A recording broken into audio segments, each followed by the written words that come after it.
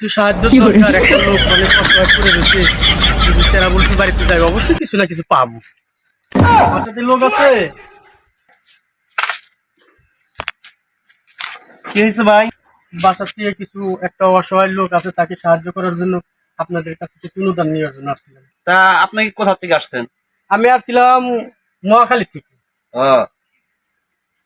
Size বাইজ দেখে মনে হয় যে ভাই আপনি তো ভালোই অসহায়ের মধ্যে আছেন। আপনি এখানে দাঁড়ান। ঠিক আছে। আসসালামু আলাইকুম স্যার। ওয়ালাইকুম সালাম। কি সমস্যা? কে কে?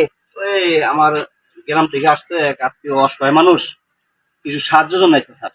সাহায্যের জন্য? জি।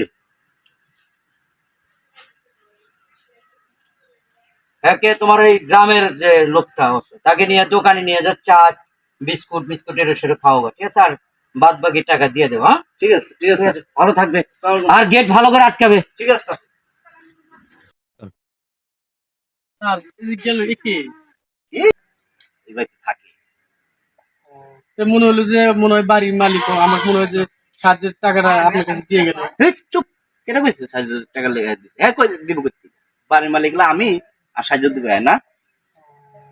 তাহলে দেন স্যার, কিছু টাকা দেন, আমি চলে যাই। কিসের টাকা দেন? আমি তো ভাবলাম যে আপনার জন্য তো এতক্ষণ ওয়েট করলাম যে আপনি আমাকে কিছু সাহায্য করবেন, এই জন্য আমি আপনার জন্য ঘন্টার পর ঘন্টা ওয়েট করতেছি। এই যা পরে এসো, যাও যাও পরে এসো। হাই রে শালা দুনিয়া রে, কার কাছে সাহায্য নিয়ে গেলাম? যে বনে যায় হেতি বাঘ, আমার সাহায্য টাকা দিল দেখলাম এ শালা দিয়ে আমার চাইতে ফকির শালা, ফকির শালা।